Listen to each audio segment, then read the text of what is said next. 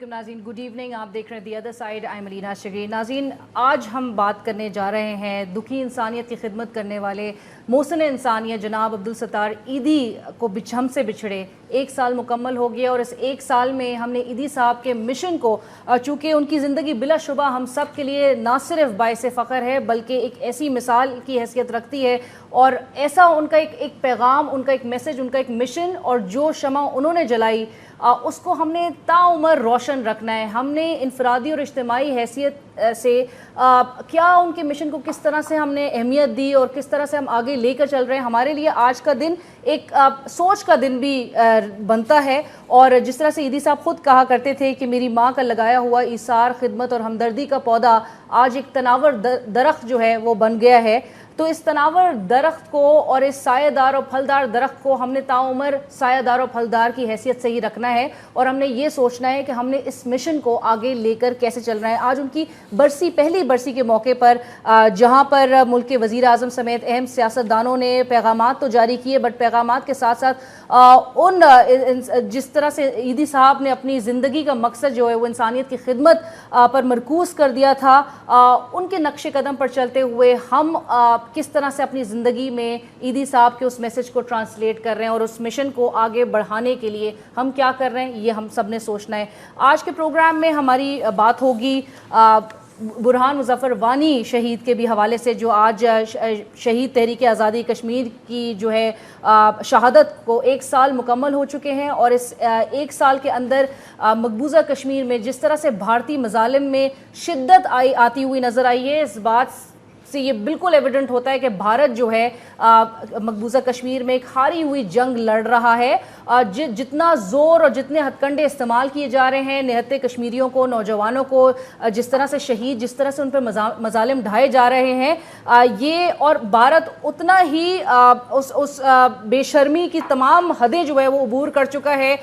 جس طرح سے تحریک آزادی کی جنگ، تحریک آزادی کے یہ جو ہمارے فریڈم فائٹرز ہیں ان کو دہشت گرد قرار دے رہا ہے. الٹا ہم آج اس حوالے سے ضرور بات کریں گے، اور چونکہ برہان مظفر وانی کی بھی آج پہلی برسی ہے جنہوں نے اپنا جان کا نذرانہ دے کر اس تحریک آزادی میں ایک نئی روشنی، نئی روح پھونکی ہے. آج ہم اس حوالے سے بات کریں گے کہ پاکستان، چونکہ چیف آف آرمی اسٹاف کا بھی میسج ضرور یہاں پر ناظرین کے لیے پڑھنا چاہوں گی. چیف آف آرمی اسٹاف نے کہا ہے کہ برہان وانی اور دیگر کی قربانیاں کشمیریوں کے عزم کا مظہر ہیں. ساتھ ساتھ انہوں نے یہ بھی کہا کہ برہان وانی سمیت دیگر شہداء کی قربانیاں رائے گاہ نہیں جائیں گی. بھارت کو ایک منہ توڑ جواب پہلے بھی چیف آف آرمی اسٹاف نے دیا کہ پاکستان کی طرف بھی میلی آنکھ سے دیکھنے والے کی جو ہے وہ نیست و نابود کر دیا جائے گا. اور ساتھ ساتھ کشمیر میں جس طرح سے کیمیائی ہتھیاروں کے اب استعمال کیا جا رہا ہے، تو اس حوالے سے بھی سید علی گیلانی صاحب نے کہا کہ اس کی تحقیقات ضرور کی جائیں، کیونکہ پیلٹ گنز استعمال کی گئی، پیلٹ گن سے. اور اس 1 سال کے دوران میں یہاں پہ بتاتی چلوں کہ 300 کے قریب تقریباً کشمیری نوجوانوں کو شہید کیا گیا، اور جس بروٹیلٹی کا مظاہرہ بھارت نے کیا وہ سب کے سامنے ہے، وہ دنیا کے سامنے ہے، وہ کسی سے ڈھکا چھپا نہیں ہے. ساتھ ساتھ ہزاروں کشمیری نوجوانوں کو زخمی کیا گیا. تقریباً کہا جاتا ہے کہ 2000 سے زائد ایک بڑی تعداد نوجوانوں کی جن کو بینائی سے محروم کیا گیا. 10,000 سے زائد افراد کو جو ہے وہ اریسٹ کیا گیا. جو مظالم ہیں آج اس حوالے سے ہم ضرور بات کریں گے کہ پاکستان جو عزم کا اظہار کرتا ہے ہمارے کشمیری بھائیوں کے ساتھ، وہ ہم کس حد تک پورا کر رہے ہیں، ہم اس مقصد کو کس طرح سے لے کر چل رہے ہیں. اور اس تحریک آزادی پہ بالخصوص ہم بات کریں گے، جو کہ بھارت جو ہے وہ کمزور نہیں، مزید اپنے مظالم سے اس کو اور طاقت جو ہے وہ دے رہا ہے اس آزادی کی تحریک کو. آج اس حوالے سے گفتگو کرنے کے لیے ہمارے ساتھ اسٹوڈیو سے موجود ہیں شاہ غلام قادر صاحب، اسپیکر قانون ساز اسمبلی آزاد کشمیر سے. السلام علیکم، تھینک یو فار جوائننگ اس. ان کے ساتھ تشریف رکھتے ہیں اعجاز الحق صاحب، نیز نو انٹروڈکشن سربراہ ہیں یہاں پاکستان مسلم لیگ ضیاء کے. السلام علیکم سر، تھینک یو فار جوائننگ اس. غلام قادر صاحب، میں گفتگو کا آغاز سر آپ سے، جس طرح سے میں نے کہا کہ بھارت، اور چونکہ 1 سال کے اندر میں نے ڈیٹیلز بھی شیئر کی ناظرین کے ساتھ، سر یہ بات اب مان لی جائے کہ بھارت جو ہے اب مقبوضہ کشمیر میں ایک ہاری ہوئی جنگ لڑ رہا ہے. دیکھیں، بھارت تو ابتدا سے ہی کشمیر کی آزادی کی اس تحریک سے جنگ ہار چکا تھا. اگر بھارت نے کبھی جیتنے کا سوچا بھی ہوتا تو اقوام متحدہ کی قراردادوں سے وہ انحراف نہ کرتا. اس کو اگر یقین ہوتا کہ اس کا موقف درست ہے تو وہ رائے شماری میں چلا جاتا. لیکن بھارت نے تو خود وعدے کیے جواہر لال نہرو نے تو سری نگر کا لال چوک، بڑا مشہور لال چوک ہے، وہاں شیخ عبداللہ کے ساتھ کھڑے ہو کے، وہ تصویر بھی آج موجود ہے، کھڑے ہو کے انہوں نے کہا تھا کہ جی آپ نے فیصلہ کرنا کہ آپ نے پاکستان کے ساتھ جانا ہے یا ہندوستان کے ساتھ رہنا ہے، یہ اس کا حق ہم آپ کو دیں گے۔ پھر انہوں نے ہندوستانی پارلیمنٹ میں کہا کہ ہم یہ حق دیں گے۔ پھر بھارت نے اقوام متحدہ میں کہا، جو پہلی درخواست انہوں نے 1 جنوری 1948 کو اقوام متحدہ میں درخواست دی، اس میں انہوں نے کمٹمنٹ کی۔ تو بھارت تو ہاری ہوئی جنگ ابتدا سے ہے، بھارت کو یقین ہی نہیں ہے کہ جی کشمیر اس کا حصہ ہے۔ وہ کہتے ہیں، زبانی تو کہتے ہیں، لیکن ان کو دل سے پتہ ہے کہ کشمیری ان کے ساتھ نہیں ہے، کشمیر ان کا حصہ نہیں ہے، کشمیر کے لوگ ان کے ساتھ نہیں ہیں۔ تو اس لیے وہ ایک ہاری ہوئی جنگ ہے، اور اس جنگ میں وہ صرف اپنا بھی نقصان کر رہے ہیں اور کشمیریوں کا بھی نہیں، انسانیت کا نقصان کر رہے ہیں۔ اپنا نقصان تو ان کا ہونا ہی ہونا ہے۔ ان کا جو ایک بڑا جس کا وہ یہ کہتے ہیں کہ جی گاندھی جی نے بڑا اہنسا کا ایک پروگرام دیا تھا، آج تو گاندھی کا ہندوستان تو نظر ہی نہیں آتا۔ آج تو گاندھی جی کا ہندوستان تو تباہ ہو گیا، آج تو مودی کا ہندوستان ہے، جہاں پہ مسلمانوں کو اس لیے مار دیا جاتا ہے، کوئی الزام لگا دے کہ جناب اس کو اوپر جی اس کے پاس گائے کا گوشت ہے تو اس کو اٹھا کے قتل کر دیتے ہیں۔ تو اس طرح کشمیر میں تو ہندوستان تو ہاری ہوئی جنگ ہے اس کے لیے۔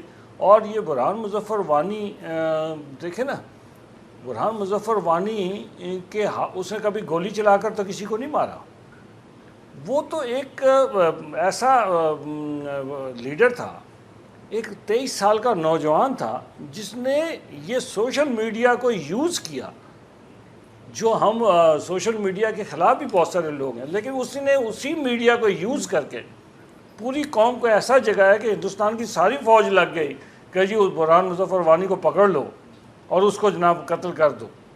اور انہوں نے وہی کیا، جب اس کو کارٹن آف کیا اور اس کے بعد اس کو قتل کر دیا، میں نے ایکسٹرا جوڈیشل کلنگ کی انہوں نے۔ لیکن اس کے بعد کیا ہوا؟ کشمیر کے نوجوان تو نکل آئے، اور وہ اب سال ہو گیا، آج سال ہو گیا، اس سال میں ہندوستان کے ہاتھ سے تو کشمیر نکل چکا ہے۔ کشمیر اس سال میں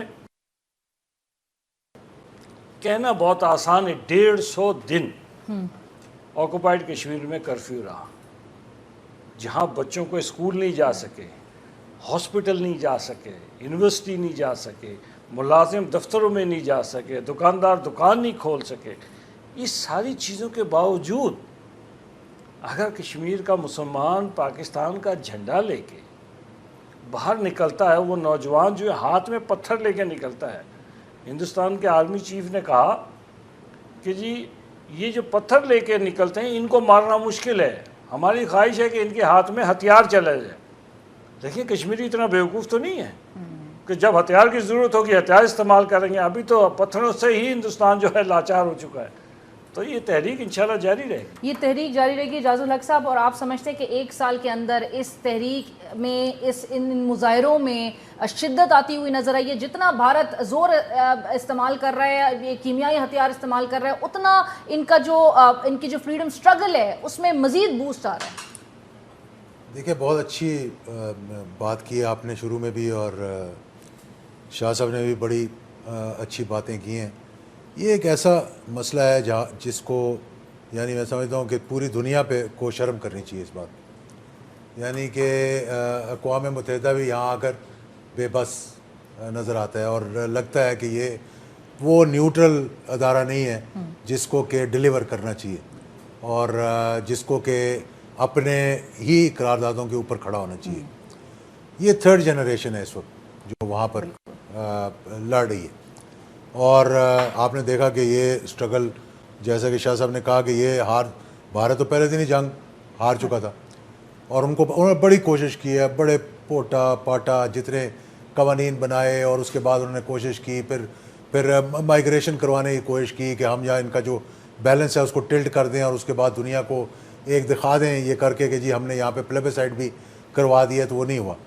پچھلے سال سے 8 جولائی سے میں اس لیے کہہ رہا ہوں کہ ایک نئی تحریک کا آغاز ہوا، اور بھارت کی شکل جو ہے وہ پوری دنیا میں ایک دفعہ پھر اجاگر ہو گئی کہ بھارت کی کالی مطلب بلیک فیس انڈیا جو ہے نا وہ سامنے آ چکا ہے، جہاں پر دنیا کے اندر اس وقت اگر کہیں سب سے زیادہ ریاستی دہشت گردی یعنی اسٹیٹ ٹیررزم ہو رہا ہے وہ بھارت کے اندر، مقبوضہ کشمیر کے اندر ہو۔ دنیا کے اندر آپ لیں، including what Israel is doing in Palestine یا وہ کہیں کر رہا ہے کہ انہوں نے جہازوں سے بم تو مار دیے لیکن کیمیکل ویپنز استعمال نہیں کیے، جو پیلٹس کی جن کی بات کر رہے ہیں.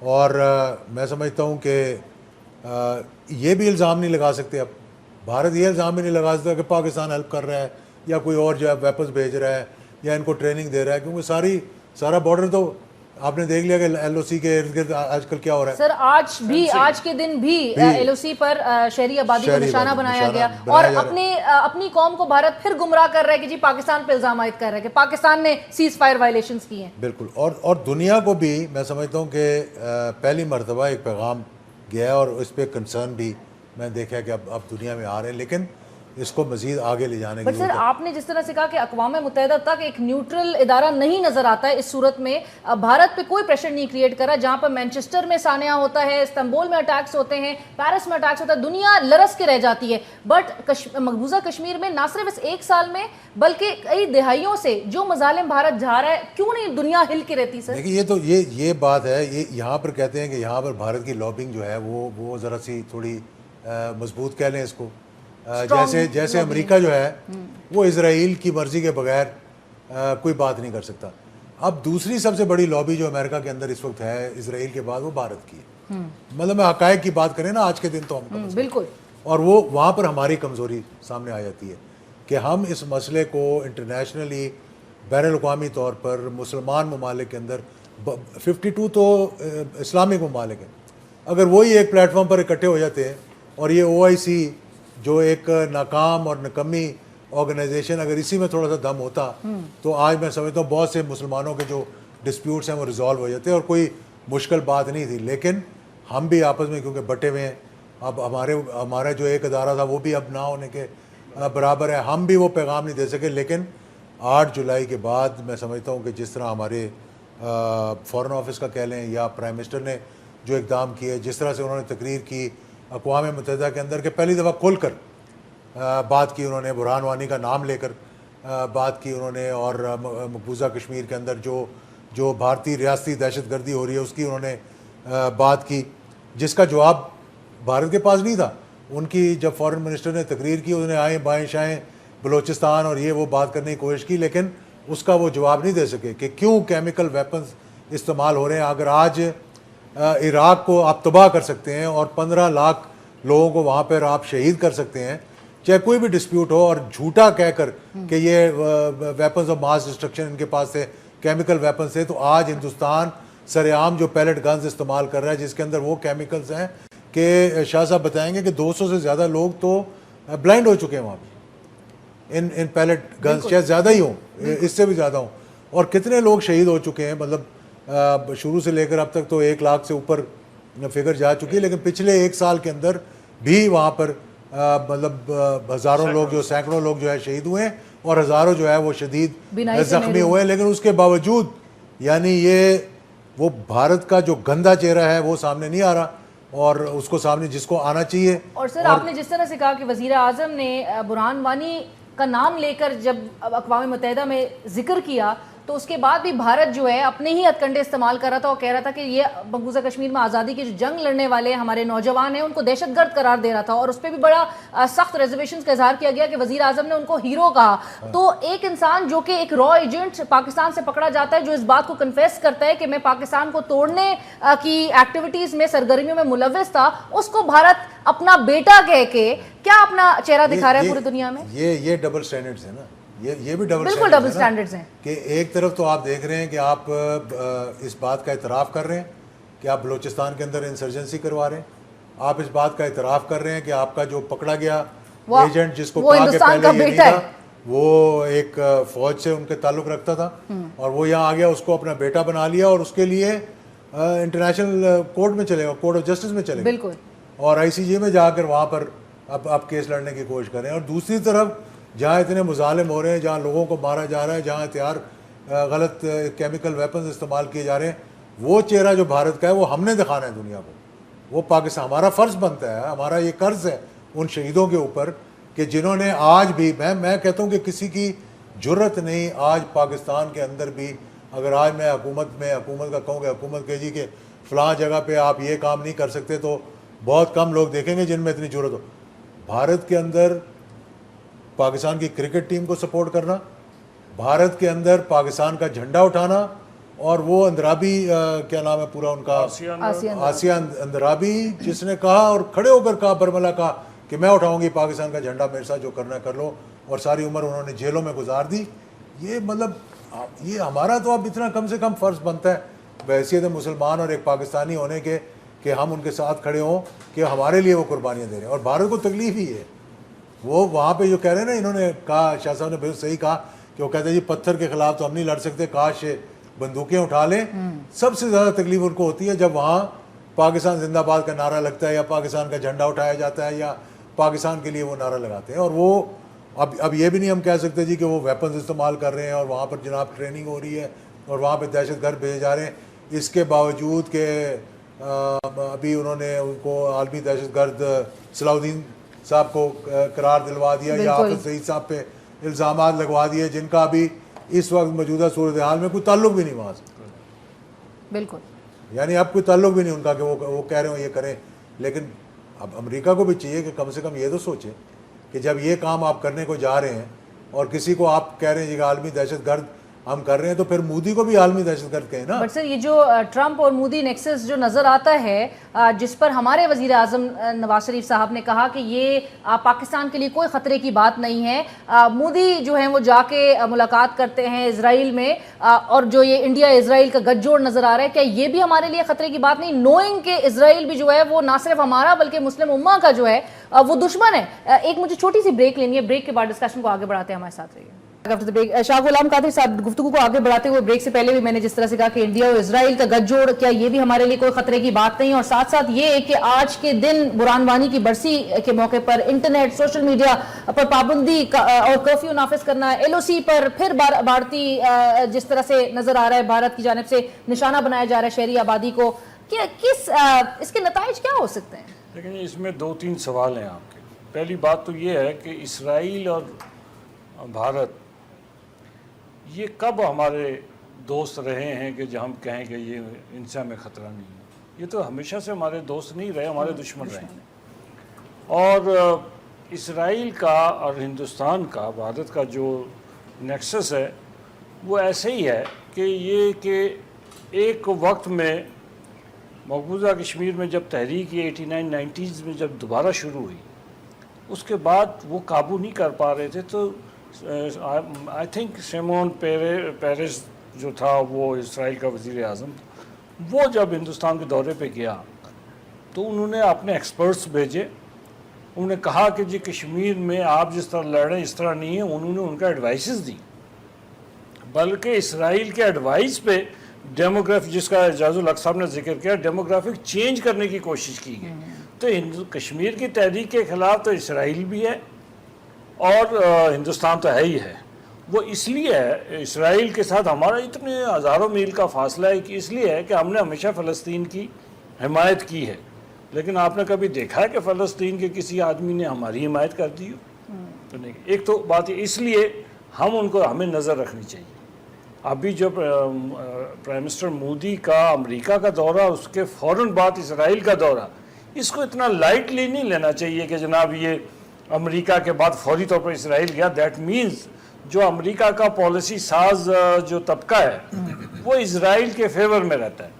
تو وہ یقیناً اس کا نتیجہ جو ہے وہ ہمارے خلاف ہوگا. اور سینیٹر جان میکین جو آیا اور اس نے جو کہہ کر چلا گیا, تو وہ اس نے تو کلیئر میسیج ہمیں دے کر چلا گیا. اب اگر ہم بھی خواب میں بیٹھے رہیں اور سوچتے رہیں, کچھ آنکھیں بند کر لیں بلی کی طرح, کبوتر کی طرح کہ جب بلی نے کچھ نہیں کہنا, تو وہ اس پہ سے ہمیں باہر نکلنا پڑے گا.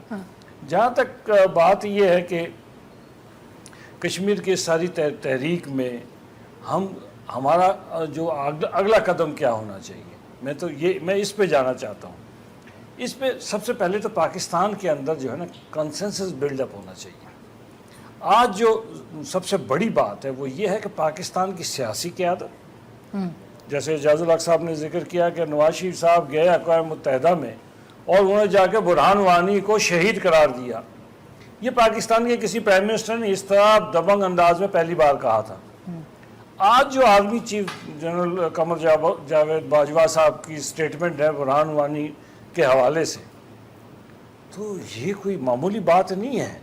یہ اس کے معنی یہ ہے کہ پاکستان کی پالیسی یکسو ہو گئی ہے کشمیر کے حوالے سے. اور یہ ایک بڑی، میں سمجھتا ہوں، نیچرل اور بڑی اسٹریٹ فارورڈ ایک رائٹ ڈائریکشن میں ایک پہلا قدم ہے. اس کو ہم نے آگے لے کے چلنا ہے. اور پاکستان کے سیاستدانوں میں جو بھی پولیٹیکل ڈفرینسز اپنے انٹرنل پالیٹکس کرتے رہیں، لیکن فارن پالیسی ایشوز پہ اور خاص طور پر کشمیر کے حوالے سے اس میں اعجاز الحق صاحب بہت رول پلے کر سکتے ہیں. ان کا بڑا احترام ہے ان کے جنرل ضیاء الحق صاحب مرحوم کی شہید کی وجہ سے. یہ بھی رول پلے کر سکتے ہیں کہ تمام سیاسی قیادت سے ایک اسٹیٹمنٹ جو ہے، وہی اسٹیٹمنٹ جو ہے، وہ اسٹیٹمنٹ تمام سیاسی قیادت جو ہے اگر وہ اس پہ سائن کر کے اس کو ڈاکومنٹ کو جاری کریں تو ایک ہم اسٹیپ فارورڈ چلے جائیں گے کہ یہ ہے پاکستان کے پولیٹیشینز کی آواز. اور کشمیر کے لوگوں کو اس کا ایک پیغام جائے گا کہ پاکستان میں عمران خان صاحب ہوں، زرداری صاحب ہوں، نواز شریف صاحب ہوں، کوئی اور ہوں، ان کے پولیٹیکل ڈفرینسز اپنے ہیں، وہ انٹرنل پالیٹکس میں ہوتا رہتا ہے. بٹ جہاں پر مسئلہ کشمیر آتا ہے وہ ان کے لیے سر بالکل اولین ترجیح جو ہے مسئلہ کشمیر کو. سر کیا کہیں گے؟ اور اسرائیل کے اسپیشلی اسرائیل انڈیا کے نیکسس کو کیا ہم یہ بھی خطرے کی بات ہمارے لیے نہیں، جو جس طرح سے پرائم منسٹر انڈیا کے جا کے ملتے ہیں امریکی صدر سے؟ دیکھیں یہ آج سے نہیں ہے، بہت عرصے سے انڈیا اور اسرائیل کا جو نیکسس ہے، اور خاص طور پہ اس وقت امریکہ جانے کے بعد مودی کا اسرائیل جانا ایک پیغام بیسیکلی ہے مسلم امہ کو بھی. اور خوشی ہوئی مجھے کہ وہ لوگ جو ان کو بلا بلا کے بڑے بڑے اعزاز دیے جا رہے تھے مودی صاحب کو، اور جو ان کے بڑے بڑے اسٹیڈیمز کے اندر جلسے کروائے جا رہے تھے، ان کے منہ میں بھی چپیڑ ہے کہ اپنے مطلب معاملات کو ٹھیک کرنے کے لیے امت کی طرف بھی ذرا دیکھیں، امہ کی طرف بھی دیکھیں. پاکستان واحد ملک ہے. بہت سے میں ایسے آپ کو موراکو سے لے کر اور عمان تک ایسے ممالک گنوا سکتا ہوں جن کے اسرائیل کے ساتھ تعلقات ہیں، جن کے ساتھ ڈپلومیٹک تعلقات بھی ہیں اسرائیل کے ساتھ. لیکن پاکستان نے، ہمارا ڈائریکٹ تو ان کے ساتھ کوئی اختلاف نہیں تھا، میں ویسے بات کر رہا ہوں آپ کے ساتھ. ہمارا تو اختلاف ان کے ساتھ یہ تھا کہ فلسطین کی وجہ سے، عربوں کی وجہ سے. اور ہم نے آج تک ہمارا پاسپورٹ آپ دیکھیں کہ anywhere in the world except for Israel شروع سے لگایا ہوا. اور کوئی پاکستان نے سوچا بھی نہیں کبھی کہ ہم کوئی ڈپلومیٹک ان کے ساتھ تعلقات بڑھائیں. آج جب مودی وہاں پر جاتا ہے تو BLA کے فلیگز وہاں پہ لہرائے جاتے ہیں. پتہ نہیں آپ کے پاس ہوں تو آپ سوشل میڈیا پہ نہیں ہے تو میں آپ کو بھیج دوں گا کہ وہاں پر بلوچستان لبریشن آرمی کے فلیگز اس کے موجودگی میں وہاں پہ لہرائے جا رہے ہیں. اس کا کیا مقصد ہے؟ پیغام کس کو دے رہے ہیں؟ وہ پیغام ہی پاکستان کو دے رہے ہوں. بالکل. اور دوسری جو آپ نے بات کی، بہت اچھی بات کی، یہی ہماری کشمیر کمیٹی کا کام ہونا چاہیے اور ہے بھی کہ تمام جماعتیں، بہت سے ایسے ایشوز ہیں پاکستان کے اندر جہاں پر کسی جماعت کا اختلاف نہیں. پاکستان کا نیوکلیئر پروگرام ہو گیا، پاکستان کی آزادی خود مختاری کی بات ہوگی، کشمیر کی بات ہوگی جس پر ہم سب ایک ہیں. اور اسی لیے کشمیر کمیٹی میں یعنی پیپلز پارٹی بھی اتنے زور سے بات کر رہی ہوتی جتنی زور سے اعجاز الحق کر رہا ہوتا، PMLN بھی اتنے زور سے بات کر رہی ہوتی جتنی زور سے جماعت اسلامی کر رہی ہوتی. آج کے دن ہمیں چاہیے تھا ایک پیغام دینے کے لیے، جس طرح 5 فروری کو ہم کوہالہ پہ چین بناتے ہیں، ہم یہ کچھ کرتے ہیں. آج کے دن ہماری کشمیر کمیٹی جس کا میں حصہ ہوں، ہمیں چاہیے تھا کہ آج 8 جولائی کو کم سے کم مظفر آباد میں شاہ غلام قادر صاحب کی صدارت میں ایک میٹنگ بلا کے صرف ایک چھوٹی سی پریس کانفرنس کرتے تاکہ ہندوستان کو ایک پیغام جانا چاہیے تھا. آج کے دن جو آپ کے ذریعے اب جا رہا ہے، چیف آف آرمی اسٹاف کی اسٹیٹمنٹ کے ذریعے جا رہا ہے، پرائم منسٹر کی اسٹیٹمنٹ بھی اگر آئی ہوگی تو اس کے ذریعے بھی جا رہا ہے. لیکن ہمیں چاہیے تھا کہ تمام جماعتیں اکٹھی ہوتی اور ہاتھوں میں ہاتھ ڈال کر وہاں کھڑے ہوتے تاکہ دنیا کو بھی پیغام جاتا اور ہندوستان کو بھی پیغام جاتا. تو سر وہ کنسنسس بلڈ اپ کرنے کی اشد ضرورت ہے. کنسنسس میں کوئی پرابلم نہیں ہے، کیونکہ میں خود کشمیر کمیٹی کا ممبر ہوں نا. لیکن ہماری سستی ہے یہ کہ ہمیں پتہ نہیں کہ ایونٹس کو کس طرح سے ہم نے آگے لے کر چلنا ہے. کنسنسس ہے، اس کو میٹیریلائز کرنا ہے یہ اور اس کا میکانزم کو تیار کرنا ہے کہ اس میکانزم کو ہم کیسے یوٹیلائز کریں. Right sir. بٹ سر ایک اور سوال یہ، اور جو بار بار اٹھایا جاتا ہے، کہ ایک فل ٹائم فورن منسٹر کا نہیں ہونا، کیا وہ بھی ہمیں کمزور کر دیتا ہے ہمارے ان جو کہ یہ سگنیفیکنٹ ہمارے لیے جو معاملات ہیں؟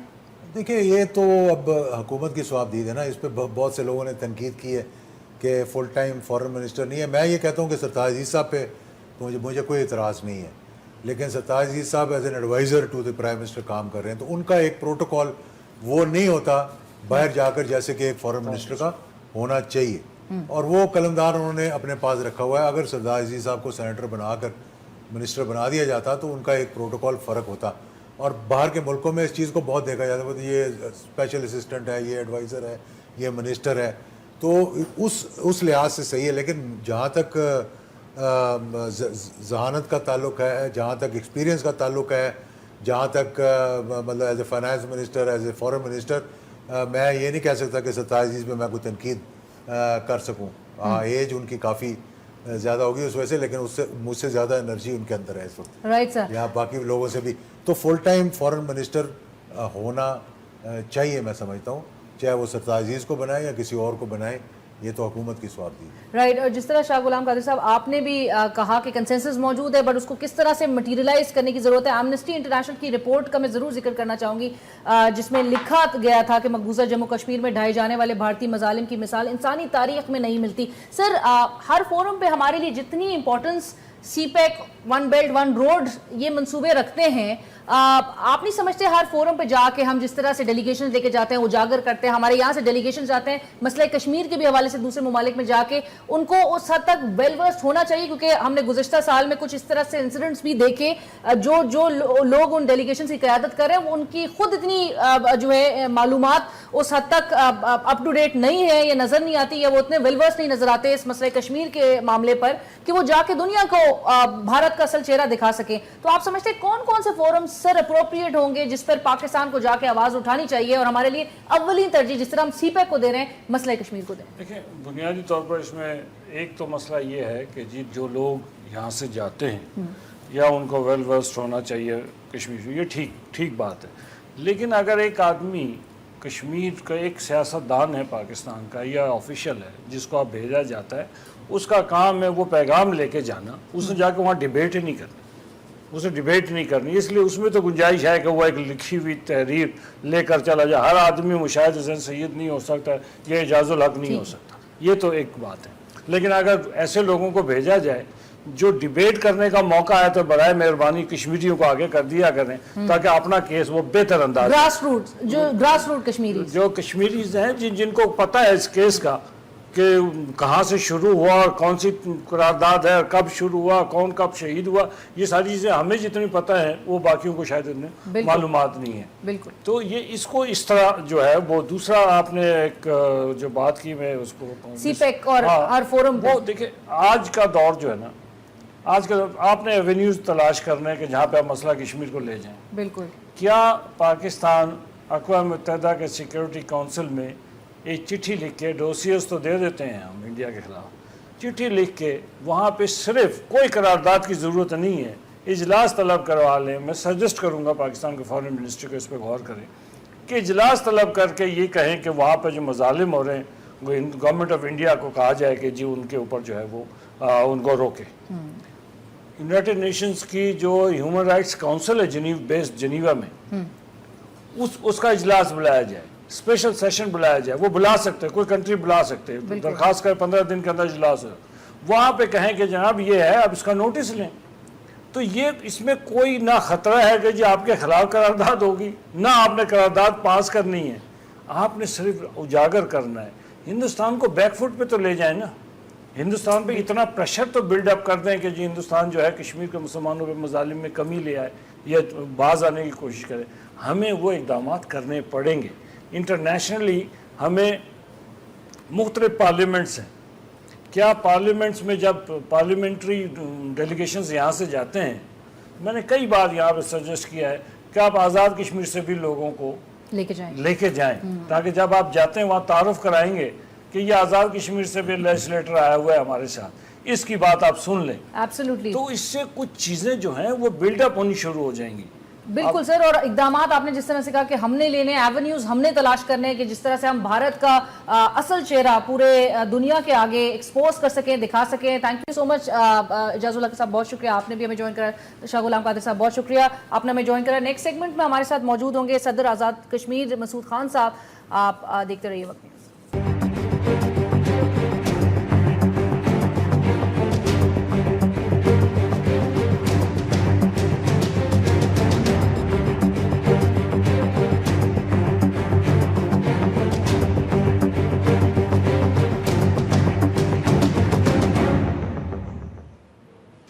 ناظرین ویلکم بیک. اور جس طرح سے ہم بات کر رہے تھے کہ مقبوضہ کشمیر میں برہان وانی کی شہادت کے بعد تحریک آزادی میں جس قدر ایک نیا موڑ نظر آتا ہے، بلا شبہ ان کی جہد سے تحریک آزادی کو ایک نئی توانائی ملی. اور پچھلے ایک سال کے اندر جس طرح سے ہم نے دیکھا کہ کشمیری نوجوان، چاہے بچے ہوں، بوڑھے ہوں، مرد ہوں، خواتین ہوں، بزرگ ہو، دنیا کے مولد ترین ہتھیاروں سے لیس دشمن فوج کی بربریت کا نہایت جرأت اور استقامت کے ساتھ وہ مقابلہ کر رہے ہیں. بھارتی مظالم، جس طرح سے ہمیں بھارتی فوج کے مظالم نظر آتے ہیں کشمیریوں پر، ان کی مشکلات کو نیچرلی ضرور اس میں اضافہ کیا ہوگا، لیکن مشکلات کے ساتھ ساتھ اس آزادی کی منزل کے ان کو اور قریب ضرور کر دیا ہے.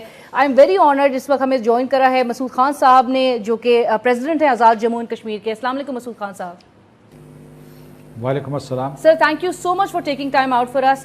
مسعود خان صاحب، میرا پہلا سوال سر آپ سے، جس طرح سے میں نے کہا کہ مقبوضہ کشمیر میں شہید برہان وانی کی شہادت کو چونکہ آج ان کی پہلی برسی ہے، اس تحریک میں آپ کس حد تک شدت اور انٹینسٹی دیکھ رہے ہیں؟ اس کو کس حد تک انٹینسیفائی کیا ہے بھارتی مظالم کی وجہ سے؟ اور ساتھ ساتھ یہ بھی سر کہ ہم کس قدر سفارتی سطح پر ہم نے کس قدر اس مسئلے کو اجاگر کرنے میں ہم کامیاب نظر آتے ہیں؟ ایک تو برہان وانی جو نئی مزاحمت ہے اس کی علامت بنا ہے، اور یہ مزاحمت جو ہے عوامی سطح پہ پھیل چکی ہے. یہ کسی ایک طبقے تک محدود نہیں، جیسا کہ آپ خود کہہ رہی تھیں کہ اس میں ہر عمر کے لوگ شامل ہیں، بالخصوص نوجوان شامل ہیں. اور انہوں نے کہا کہ اب ہم ہندوستان کا کہ یہ حکمرانی، یہ اس کا طاقت کا استعمال کسی صورت میں قبول نہیں کریں گے. وہ ایک فولادی دیوار کی طرح ہندوستان کے سامنے کھڑے ہو گئے ہیں. وہ غیر مسلح ہیں، اور ہندوستان جیسا کہ آپ نے کہا تھا کہ اس کے پاس مہلک ترین ہتھیار ہیں، اس کے باوجود وہ کہہ رہے ہیں کہ ہم کسی صورت میں ہار نہیں مانیں گے، شکست نہیں کھائیں گے. اس کے لیے میں خراج تحسین پیش کرنا چاہتا ہوں برہان وانی کو، اس کے خاندان کو، اس بستی کو جس نے اس جیسا سپوت پیدا کیا. اور دوسرے یہ کہ اس کی وجہ سے پوری کی پوری تحریک میں ایک بہت شدت، ایک نئی توانائی آئی ہے. تو آج کے دن ہمیں اسے یاد کرنا پڑے گا کہ یہ ایک نئے، جیسا کہ آپ نے کہا کہ ایک نیا موڑ ہے، ایک نئے دور کا آغاز ہوا ہے جد و جہد آزادی کشمیر میں. دوسرے یہ میں کہہ رہا ہوں کہ اس کی وجہ سے لوگ یہ عام طور پہ کہتے تھے کہ بین الاقوامی برادری اس کا نوٹس نہیں لے رہی. بین الاقوامی برادری کو دو حصوں میں تقسیم کریں. جو حکومتیں ہیں، خاص طور سے طاقتور ممالک ہیں، وہ خاموش ہیں، ان کے لب سلے ہوئے ہیں. لیکن آج برہان وانی کی اس برسی کی بازگشت شمالی امریکہ، مغربی یورپ، دنیا کے مختلف حصوں میں سنائی دے رہی ہے. صرف تارکین وطن تک وہ محدود نہیں ہے. بڑے بڑے اخبارات اور ذرائع ابلاغ نے اس کے اوپر اداریے لکھے ہیں، آپ ایڈز لکھے ہیں، اور اس کے بعد وہ تجزیہ کر رہے ہیں کہ یہ کیا لوگ ہیں جو 70 سال کے بعد بھی اپنی ہار نہیں مانے. ہندوستان نے ہر حربہ آزما لیا، لیکن اس کے باوجود کشمیری اپنی جگہ پہ قائم ہے، اور پاکستان ان کا مؤثر ترین وکیل بھی ان کی حمایت میں کھڑا ہے. اس نے کتنی بھاری قیمتیں ادا کی ہیں، قیمت ادا کی ہے، لیکن اس کے باوجود وہ اپنے موقع پہ قائم ہے. تو یہ ہندوستان کے لیے بھی حیران کن ہے، اور ساری دنیا بھی جو ہے کشمیریوں کے اس عزم اور حوصلے کو داد دے رہی ہے. میں آپ کو ایک اور بات بتاؤں کہ کشمیریوں کا دلی کو یہ پیغام ہے اور ساری دنیا کو یہ پیغام ہے کہ ہم آزادی کی بھیک مانگنے کے لیے نہیں آئے، ہم اپنا حق مانگنے کے لیے آئے، حق کے خود ارادیت مانگنے کے لیے آئے ہیں. اور آزادی جیسے دوسری اقوام نے حاصل کی، اسی طریقے سے کشمیری قوم کی بھی ایک اس کا رائٹ بنتا ہے. تو اس میں یہ ہے کہ کشمیریوں میں آپ ایک نیا اعتماد دیکھ رہے ہیں، ایک نیا ولولہ، ایک نیا جذبہ، اور اس کے ساتھ ساتھ ہندوستان سے مروب نہ ہونے کا ایک حوصلہ. وہ ہندوستان سے آنکھ میں آنکھ ملا کے، ان کے پاس بندوق ہے، ہم نے ہتھے ہیں. مقبوضہ کشمیر کے لوگوں کے ہاتھوں میں نہ کلہاڑی ہے، نہ اس کے کوئی چھڑی ہے، کوئی پتھر ہیں، ان پتھر سے لیس وہ اس کی آنکھ میں آنکھ ڈال کے کہہ رہے ہیں کہ ہم تم سے ہار نہیں مانیں گے. ایبسلیوٹلی. بٹ مسعود خان صاحب اگین جو کچھ اقدامات ہم لے رہے ہیں کیا وہ کافی ہیں؟ چاہے ہمارے باہر کی دنیا بھر میں ہماری لابینگ کنسیڈر کی جائے یا ہم جو اقدامات اٹھا رہے ہیں، ایک کہا جاتا ہے ہمیشہ کہ کنسنسس بلڈ اپ ہونے کی ضرورت ہے. اگر کنسنسس موجود ہے آج کے دن آپ کو ایک کمی نہیں محسوس ہوتی کہ ایک ہماری یہاں پر پاکستان میں سیاسی اور عسکری قیادت جو ہے وہ ایک اسٹرانگ میسج پورے دنیا بھر میں بھیجا جانا چاہیے تھا، بالخصوص برہان وانی کی آج پہلی برسی کے موقع پر، وہ چیز آپ کو لگتا ہے کہ مسنگ رہی ہے؟ میں نہیں سمجھتا. پیغامات ہم نے بھیجے ہیں، لیکن اور جو پاکستان کی قیادت نے، ریاست پاکستان نے یہ پیغامات بھیجے ہیں، یہ پیغام نشر بھی ہوئے ہیں. سب لوگوں نے برہان وانی کی اس تحریک سے اپنے آپ کو جوڑا ہے اور انہوں نے یکجہتی کا اظہار کیا ہے. آپ کا دوسرا سوال یہ کہ کیا جو کچھ ہم کر رہے ہیں وہ کافی ہے؟ جب تک کہ کشمیری آزاد نہیں ہو جاتے اس وقت تک ہماری کوئی بھی حکمت عملی کافی نہیں ہے. ہمیں اپنی کوششیں تیز تر کرنے کی ضرورت ہے، خاص طور سے سفارتی محاذ پہ اور خاص طور سے ذرائع ابلاغ کے محاذ پہ، کیونکہ اس وقت بہت سی جنگ جو ہے وہ لڑی جا رہی ہے، وہ ابلاغ کے ذریعے لڑی جا رہی ہے. ہندوستان اپنی من گھڑت کہانیاں دنیا کو سنا کر اپنی معصومیت کے بارے میں لوگوں کو یقین دلا رہا ہے، لیکن اصل حقیقت یہ ہے کہ ہندوستان ظالم ہے، جھوٹا ہے، اور جو سچے لوگ ہیں وہ کشمیری ہیں، پاکستانی ہیں. انہیں اپنی کہانی، اپنی روداد، اپنا بیانیہ ساری دنیا تک پہنچانا ہے. تو میرا خیال ہے کہ اس میں سفارتی سطح پہ، ابلاغ کی سطح پہ اور سیاسی سطح پہ ہمیں اپنی کوششیں تیز تر کرنی چاہیے اور کسی صورت میں بھی اپنی کوششوں کے اوپر اظہار اطمینان نہیں کرنا چاہیے. رائٹ. مسعود خان صاحب، ایک کشمیر کمیٹی تشکیل دی گئی تھی سر، اس کی تشکیل 9 سے لے کر اب تک کی پرفارمنس کو آپ کس طرح سے اس کا انالیسس اس کا کرتے ہیں؟ پرفارمنس کیا رہی سر؟ اور ساتھ ساتھ یہ بھی کہ اس کمیٹی کے ارکان کیا باقی میں بین الاقوامی برادری سے جا کے اس مسئلے پر بات کرتے ہیں؟ گزشتہ برس وزیر اعظم نواز شریف صاحب نے جنرل اسمبلی سے خطاب کیا تھا اور انہوں نے پارلیمنٹ کے بہت سے ارکان کو دنیا کے مختلف حصوں میں بھیجا تھا تاکہ برہان وانی کی شہادت کے بعد کشمیر میں جو واقعات رونما ہوئے، جتنی قتل و غارت گری ہوئی، جس طریقے سے لوگ بصارت سے محروم ہوئے، اس کے بارے میں دنیا کو آگاہ کریں. تو اس حد تک جو ہے ایک حرکت آئی تھی. اس کے بعد جو میرا موقف یہ ہے کہ کشمیر کمیٹی پارلیمنٹ کی، پاکستان کی پارلیمنٹ کی، پاکستان کی نیشنل اسمبلی کی ایک اہم کمیٹی ہے، لیکن مسئلہ کشمیر کو کشمیر کمیٹی تک محدود نہ کریں. پوری پارلیمنٹ کی یہ ذمہ داری ہونی چاہیے اور میں سمجھتا ہوں پوری پارلیمنٹ جو ہے، نیشنل اسمبلی اور سینٹ، یہ ذمہ داری نبھا رہے ہیں. پچھلے سال جو ریاض صادق صاحب ہیں اسپیکر صاحب، انہوں نے ایک بین الاقوامی کانفرنس کا انعقاد کیا تھا. اور پھر یہ ہے، میں یہ اسے صرف جو پارلیمنٹ تک محدود نہیں کروں گا، یہ پوری کی پوری ریاست کی ذمہ داری بنتی ہے اور تمام ریاستی ادارے جو ہیں، وہ انتظامیہ کے ہوں، پارلیمان کے ہوں یا جو دوسرے ادارے ہیں، ان کو سب کو مل کر کام کرنا چاہیے اور صرف کشمیر کمیٹی تک یہ نہیں چھوڑ دینا چاہیے، کیونکہ جو مسئلہ کشمیر ہے وہ صرف ملاقاتوں سے حل نہیں ہوگا. اس کے لیے ایک بہت ہی مؤثر حکمت عملی ترتیب دینی ہوگی اور نتائج کے لیے اپنی کوششیں تیز تر کرنی ہوں گی. رائٹ. مسعود خان صاحب، ایک اور سوال اس حوالے سے کہ کلبھوشن کے معاملے کو لے کر بھارت جو ہے جس طرح سے انٹرنیشنل کورٹ آف جسٹس میں گیا، تو بھارت میں خود ہی ود ان اٹ سیلف وہاں کے سیاسی حلقوں میں یہ ایک تشویش کی لہر دوڑ گئی اور بڑی پریشانی تھی کہ پاکستان اب مسئلہ کشمیر کو لے کے انٹرنیشنل کورٹ آف جسٹس میں جائے گا. اگر سر پاکستان جائے اور یہ سٹیپ لیتا بھی ہے تو کتنی اہمیت دی جائے گی؟ اور سیکنڈلی یہ کہ بھارت کا ایک ایٹیٹیوڈ ہم نے ہمیشہ سے دیکھا ہے سر، جہاں پر ہم وہ قراردادوں کا ذکر کرتے ہیں سلامتی کونسل کی، اس کو تو آلریڈی پہلے کی کوئی ہیڈ ہی نہیں دے رہا، پاؤں تلے روند رہا ہے. تو آپ کو لگتا ہے کہ انٹرنیشنل کورٹ آف جسٹس میں پاکستان کو لے جانے کے لیے ایک پیش رفت کرنی چاہیے اس طرف؟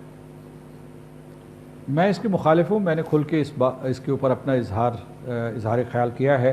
میں یہ سمجھتا ہوں کہ اس پھندے میں ہمیں نہیں پھنسنا چاہیے. اس کی وجہ یہ ہے کہ اقوام متحدہ کی قراردادیں پہلے سے موجود ہیں اور سلامتی کونسل نے پاس کی ہیں، chapter 6 of the United nations charter کے تحت کی ہوئی ہیں. ان کی بڑی حیثیت اور وقت ہے.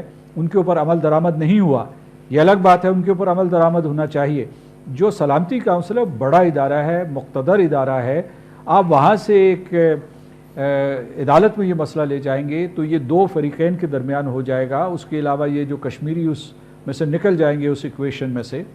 اور دوسری یہ ہے کہ جو وہ عدالت ہے وہ کچھ بھی فیصلہ کر سکتی ہے. وہ اس قسم کا ایسے جیسے علاقائی تنازع نہیں ہوتا، تو دو فریقین کے درمیان وہ یہ کشمیر کے بارے میں اپنا فیصلہ دینے کی کوشش کرے گا یا اپنی ججمنٹ بنانے کی کوشش کرے گا. اس کے مقابلے میں دیکھیے کہ سلامتی کونسل نے یہ کہا ہوا ہے, ایک طریقہ وضع کیا ہوا ہے کہ مقبوضہ کشمیر کے لوگوں کو, پورے کے پورے مقبوضہ کشمیر اور بلکہ جموں و کشمیر کے لوگوں سے پوچھا جائے کہ وہ ان کا سیاسی مستقبل, اپنے سیاسی مستقبل کے بارے میں کیا فیصلہ ہے. آپ اگر عالمی عدالت میں جائیں گے تو ہندوستان یہ پروپیگنڈا کرے گا کہ یہ جو ہے یہ ان قراردادوں سے دستبردار ہو گئے ہیں اور از سر نو ایک دو فریقی تنازع جو ہے وہ عالمی عدالت میں لے جا رہے ہیں.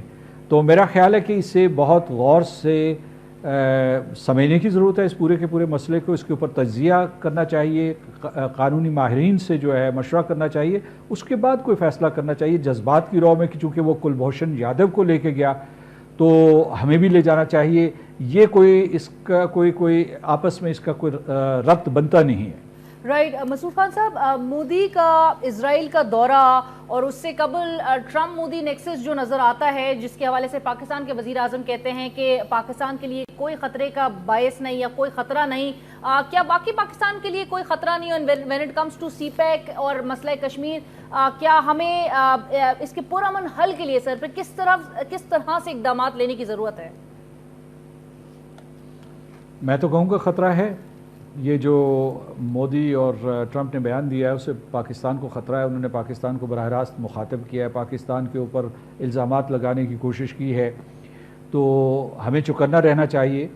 اور مسئلہ کشمیر کے سلسلے میں جو حل ہے اس کے لیے ہم کہہ رہے ہیں کہ سفارتکاری کو استعمال کریں, ہم کہہ رہے ہیں کہ مکالمے کو استعمال کریں.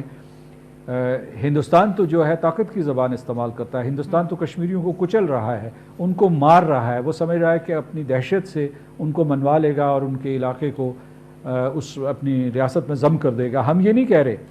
تو ہمیں بہت خطرہ ہے اس وقت. میں سمجھتا ہوں کہ ہمیں اپنی سفارتکاری کو تیز کرنا چاہیے, کیونکہ ہندوستان اور امریکہ کے آپس میں مفادات وابستہ ہیں. تو لین دین میں ہندوستان نے بہت کچھ امریکہ کو دیا, امریکہ نے مڑ کے ان کو سید صلاح الدین دے دیا اور اسے عالمی دہشت گرد قرار دے دیا. حالانکہ ان کے اپنے قانون کے مطابق بھی اسے عالمی دہشت گرد قرار نہیں دیا جا سکتا, کیونکہ ان کے قانون کے مطابق کسی شخص کو آپ عالمی دہشت گرد قرار دے سکتے ہیں جب اس نے امریکی مفادات کو نقصان پہنچایا ہو یا امریکی شہریوں کو نقصان پہنچایا ہو. اس نے تو ایسا نہیں کیا. بالکل. تو اس کا مطلب یہ کہ انہوں نے ہندوستانی مفادات جو ہے اپنے مفادات بنا لیے ہیں, اور جو ظالم ہے اس کا انہوں نے ساتھ دیا, مظلوم کا ساتھ نہیں دیا. جو دہشت گرد ہیں, ریاستی دہشت گرد ہیں, ان کا ساتھ دیا ہے. جو دہشت کا نشانہ بن رہے ہیں لوگ, نہتے لوگ جن کے ہاتھوں میں سر پتھر ہیں, ان کے خلاف اس نے اپنا فیصلہ دیا. تو اس کو بہت جسے کہتے ہیں کہ لائٹلی نہیں لینا چاہیے. اس کے بارے میں ہمیں تیاری کرنی چاہیے. اور ہندوستان جو ہے, جب ہم ان سے کہتے ہیں کہ آپ مذاکرات کی میز پہ آئیں, تو وہ مقبوضہ کشمیر میں اپنا تشدد اور استبداد اور بڑھا دیتے ہیں. وہ امن کی میز پر آنے کے لیے تیار نہیں ہیں. وہ جنگ و جدل کو جاری رکھنا چاہتے ہیں اور کشمیریوں کو کچلنا چاہتے ہیں. اور صرف کشمیریوں تک محدود نہیں ہے, وہ پاکستان کو بھی کشمیر کی سزا دینا چاہتے ہیں. اسی لیے انہوں نے یہاں پاکستان کے اندر درپردہ جنگ شروع کی ہے. انہوں نے فاٹا کو, کراچی کو, بلوچستان کو, گوادر کو نشانہ بنایا ہے. یہاں سیاسی قوتوں کو وہ نشانہ بنا رہی ہیں. وہ پاکستان میں ایک انتشار پیدا کرنا چاہتے ہیں تاکہ پاکستان کی ریاست کو اندر سے کمزور کیا جائے. لیکن میں یہ کہہ سکتا ہوں وثوق کے ساتھ کہ الحمدللہ پاکستان کے لوگ متحد ہیں, اور وہ انشاءاللہ دشمن کی ان تمام چالوں کو سمجھتے ہیں اور ان کا مل کر مقابلہ کریں گے. اور یہ بھی میں آپ کو بتا دوں, جی سر, جی میں بھی یہ بھی آپ کو بتا دوں کہ کشمیریوں نے یہ عزم کیا ہے کہ ہندوستان کی طاقت سے وہ خائف نہیں ہوں گے, وہ دبیں گے نہیں. وہ اٹھ گئے ہیں اور وہ اپنی آزادی لے کر رہیں گے. ایبسلیوٹلی سر. جس طرح میں نے انٹروڈکشن میں بتایا کہ بھارتی فوج نے کشمیریوں کے لیے جو مشکلات میں اضافہ ضرور کیا ہے اگرچہ, مگر آزادی کی منزل کو ان کے اور قریب کر دیا ہے. اس میں ہر گزرتے دن کے ساتھ جو ہے وہ شدت, ایک تیزی اور ایک عزم جو ہے وہ نظر آتا ہے, جو کہ 1 سال قبل 8 جولائی آج ہی کے دن برہان وانی نے جس کی بنیاد ہم سمجھتے ہیں کہ رکھ دی تھی. سر ایک ساتھ ساتھ اقوام متحدہ کے رول کے حوالے سے میں ضرور آپ سے پوچھنا چاہوں گی کہ کیا اس کو ایک نیوٹرل ادارہ اس پورے سیناریو میں کنسیڈر کرنا بجا ہے, کیا درست ہے کہ وہ ایک نیوٹرل ادارہ واقعی میں اس مسئلے کو لے کر ہے جہاں پر بات کی جاتی ہے کہ دونوں ممالک کو مل کے بیٹھنا ہے, اس مسئلے کا پرامن حل, پرامن پہ بہت سٹریس دیا جاتا ہے سر.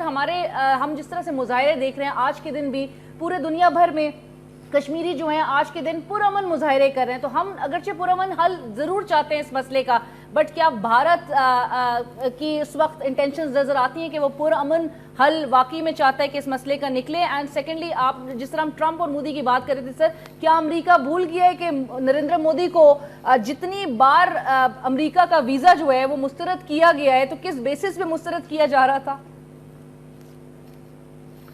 بھارت کا بالکل ارادہ نہیں ہے کہ پرامن مذاکرات کا یا پرامن حل کا. وہ اپنی دہشت اور طاقت کو استعمال کرنا چاہتا ہے, اس کو بڑھانا چاہتا ہے, یہی ان کا نظریہ ہے اور اسی نظریے کے اوپر وہ عمل کر رہے ہیں. اور لہٰذا ہمیں, لیکن اس کا یہ مطلب نہیں کہ ہم اپنے پرامن طریقے سے دستبردار ہو جائیں. ہمیں اسی طریقے کے اوپر قائم رہنا چاہیے اور کشمیریوں کی سیاسی سفارتی اور سیاسی حمایت جاری رکھنی چاہیے, کیونکہ یہ ٹریک بھی جو کسی طریقے سے کمزور نہیں ہے, اس پہ ہمیں ضرور فتح نصیب ہوگی. میں آپ کو ایک اور بات بتانا چاہتا ہوں کہ یہ جو ہندوستان کے جرائم کے اوپر جس قسم کی پردہ پوشی کی جا رہی ہے یہ مجرمانہ ہے. ہندوستان تو مجرم ہے ہی کہ وہ انسانیت کے خلاف جرائم کا ارتکاب کر رہا ہے, نسل کشی کر رہا ہے اور اس کے علاوہ جنگی جرائم کا ارتکاب کر رہا ہے. لیکن جو بین الاقوامی برادری اس کے اوپر پردہ ڈال رہی ہے یہ بھی غفلت ہے, یہ بھی جرم ہے. اور یہ اسی قسم کے جرائم گزشتہ صدی میں انہوں نے ہٹلر اور مسولینی کے سلسلے میں کیے تھے. اس کو کہتے ہیں اپیسمنٹ, کہ آپ جو ہے اپنے مفادات کی خاطر اس قسم کے جاہر قوم کو پیسیفائی کرنے کی کوشش کریں, اس کے مطالبات ناجائز مطالبات مانیں اور وہ جو جرائم کر رہے ہیں اس سے نگاہیں پھیر لیں. یہی ہو رہا ہے اس صدی میں. لیکن اس صدی میں اگر یہی وتیرہ جاری رہا عالمی طاقتوں کا تو اس کے بہت بھیانک نتائج سامنے آ سکتے ہیں. ہماری اپیل ہے بین الاقوامی برادری کو کہ جو آپ کے اپنے آپ ہماری بات نہ سنیں, جو آزاد کشمیر کی قیادت, پاکستان کی قیادت کو نہ سنیں, آپ کے اخبارات کہہ رہے ہیں, آپ کا سوشل میڈیا کہہ رہا ہے, آپ کے جو ایکیڈیمکس کہہ رہے ہیں, ان کی بات سنیں. اب وہاں کوئی یہ جو ان کا یہ ڈھکوسلا تھا یا یہ الزام لگاتے تھے کہ جی وہاں یہ دہشت گرد اور انتہا پسند ہیں جن کی پاکستان پشت پناہی کر رہا ہے, یہ بات کوئی سننے کے لیے تیار نہیں ہے. ان کو پتہ ہے کہ وہاں کیا ہو رہا ہے, کس طریقے سے پورے کے پورے مقبوضہ کشمیر کا محاصرہ کر کے وہ ان کو مار رہے ہیں, چن چن کے قتل کر رہے ہیں اور نوجوانوں کو ڈرا دھمکا رہے ہیں اور لڑکیوں کو بے آبرو کر رہے ہیں. یہ سب کچھ معلوم ہے لوگوں کو, اور انہیں رپورٹیں لکھی ہیں, Amnesty international, human rights watch, physicians for human rights. انہوں نے پیلٹ گنز کے سلسلے میں تمام جو ان کی سفاکانہ کارروائیاں ہیں ان کے اوپر رپورٹیں لکھی ہیں. تو یہ اس سے نابلد نہیں ہے اہل مغرب. میں سمجھتا ہوں, میں ان سے اپیل کرتا ہوں کہ بھئی اپنا فرض نبھائیں اور جو ان کا رول اقوام متحدہ میں بنتا ہے اور اقوام متحدہ سے باہر بنتا ہے. آپ نے یہ بھی ایک سوال پوچھا تھا کہ اقوام متحدہ ایک غیر جانبدار ادارہ رہ سکتا ہے. یقیناً رہ سکتا ہے, یقیناً رہ سکتا ہے. اس کے اوپر ذمہ داری عائد ہوتی ہے سیکرٹری جنرل کے اوپر, مسٹر اینٹونیو گٹیرس کے اوپر, اور اقوام متحدہ کے سلامتی کونسل کے اوپر یہ ذمہ داری عائد ہوتی ہے کہ جو کچھ مقبوضہ کشمیر میں ہو رہا ہے اور جس طریقے سے آج انہوں نے دوبارہ نکیال اور عباس پور میں ہمارے آزاد کشمیر کے شہریوں کو نشانہ بنایا اور آئے روز اس قسم کی خلاف ورزیاں ہوتی رہتی ہیں اور ہمارے لوگ جو ہے شہادتیں دیتے رہے, اس کا نوٹس لے اور اسے زیر بحث لائے اقوام متحدہ میں. سر بالکل ہم امید کرتے ہیں کہ یہ جو ہے اس طرح یہ نوٹس ضرور لیا جائے. تھینک یو سو مچ مسعود خان صاحب, بہت شکریہ, آپ نے ہمارے لیے وقت نکالا. ناظرین, ہم بات کرے تھے مسعود خان صاحب سے جو کہ صدر ہیں آزاد جموں کشمیر کے. اور اگین آخر میں صرف اتنا ہی, اور چونکہ ریکمنڈیشنز میں کشمیر کمیٹی کے حوالے سے بھی یہ کہا جا رہا ہے اور دیگر ارکان کی جانب سے ریکمنڈیشنز دی جا رہی ہیں کہ اسپیشل انوائے جو ہے وہ مقرر کیا جائے, یا ہر ایمبیسیز میں, پاکستان کی ہر ایمبیسیز میں دنیا بھر میں ایک کشمیر کے حوالے سے ایک اسپیشل ڈیسک ضرور قائم کی جائے. آخر میں صرف اتنا ہی کہ برہان وانی کی شہادت بلا شبہ کشمیری قوم کی حیات ہے. پروگرام کی ٹیم اور علینا شگری کو اجازت دیجیے. اللہ حافظ.